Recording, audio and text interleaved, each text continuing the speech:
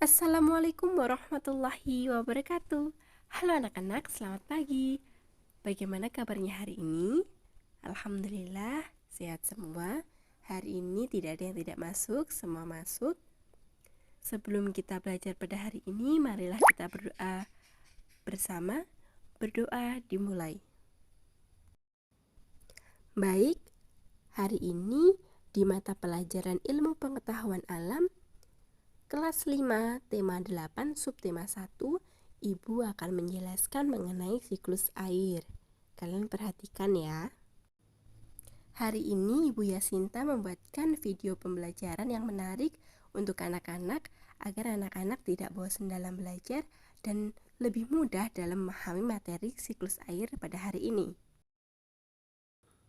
Di halaman awal ini, Ibu sudah menyiapkan mengenai siklus air atau daur air, ada materi, lagu, dan juga kuis. Nanti anak-anak pilih materi terlebih dahulu ya. Kemudian setelah menyimak materi, kalian mengerjakan kuis dan mendengarkan lagu untuk menghafalkan bagaimana proses siklus air. Baik, pada materi ada 4 pilihan, yaitu pengertian siklus air, kedua tentang gambar siklus air, yang ketiga mengenai manfaat siklus air, dan yang keempat yaitu macam-macam siklus air. Apakah anak-anak ada yang tahu bagaimana proses terjadinya hujan? Bagaimana air itu selalu ada? Apakah ada yang tahu? Baik, kalau anak-anak belum mengetahui, mari anak-anak pencet pilihan pengertian siklus air. Nanti anak-anak akan mengetahui bagaimana hujan itu terjadi. Siklus air atau siklus hidrologi atau daur air yang dikenal juga dengan istilah siklus air adalah sirkulasi air yang menggambarkan pergerakan molekul air atau H2O dari atmosfer ke bumi dan sebaliknya, yang tidak pernah berhenti sehingga membentuk rangkaian melingkar perjalanan molekul air di bumi yang disebut dengan siklus. Nah, ini anak-anak bisa lihat, ini adalah gambar dari siklus air.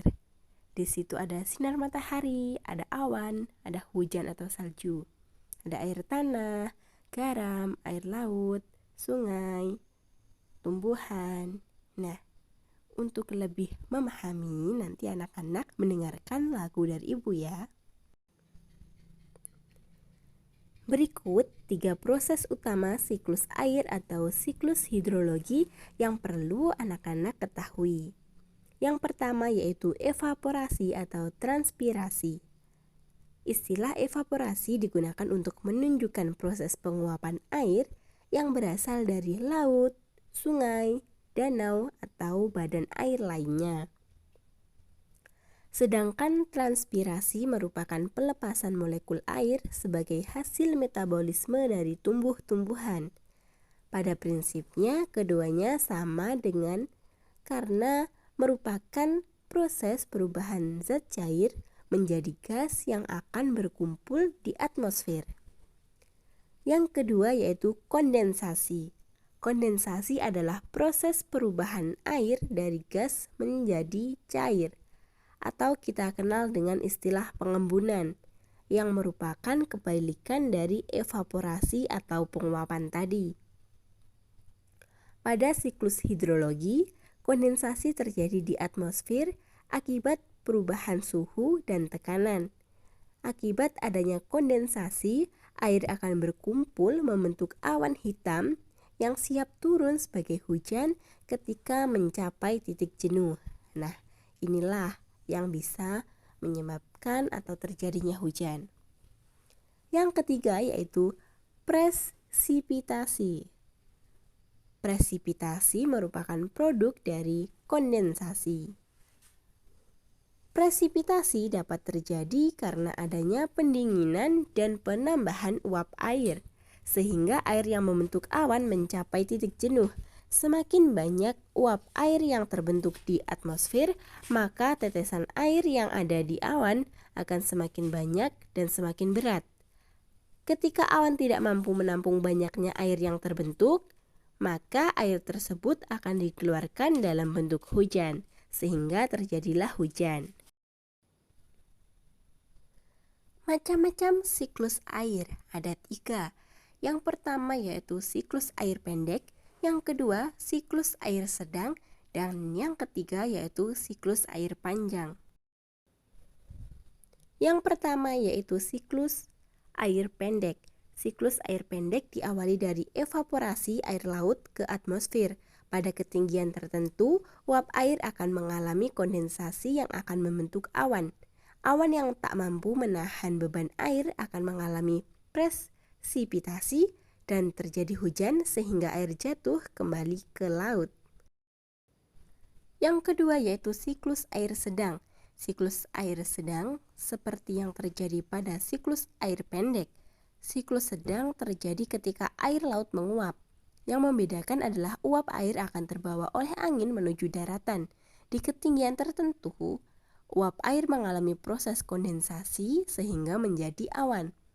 Awan kemudian menjadi hujan yang jatuh di daratan, meresap ke dalam tanah, sebagian akan diresap oleh akar tumbuhan, sebagian lagi akan terbawa aliran air permukaan seperti sungai dan parit. Air akan melewati berbagai macam saluran-saluran air yang akan membawanya kembali berakhir ke laut. Yang ketiga yaitu siklus air panjang. Siklus panjang diawali dengan evaporasi dan kondensasi air laut. Awan yang terbentuk dibawa oleh angin ke tempat yang lebih tinggi di area daratan.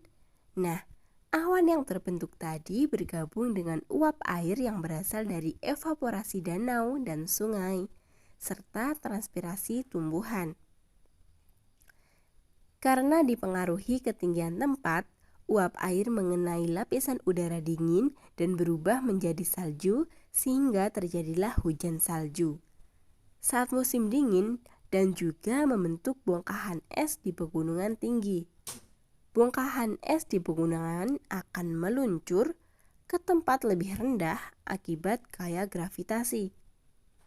Bongkahan es yang meluncur karena gaya gravitasi ini disebut dengan gletser. Kemudian manfaat adanya siklus air. Ibu hanya menyebutkan beberapa saja.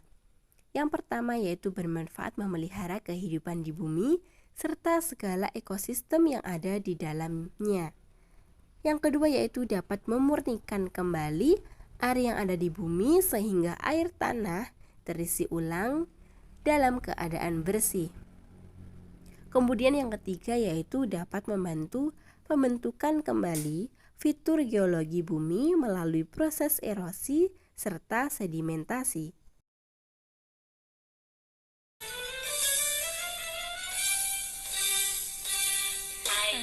Kita belajar siklus air. Siklus air adalah proses perputaran air yang terus menerus dari bumi ke atmosfer, kemudian kembali ke bumi.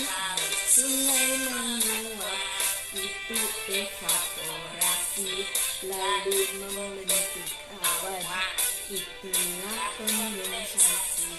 Air jatuh ke bumi, itu presipitasi. Air menyerap, itu infiltrasi. Itulah tahapan siklus air di bumi.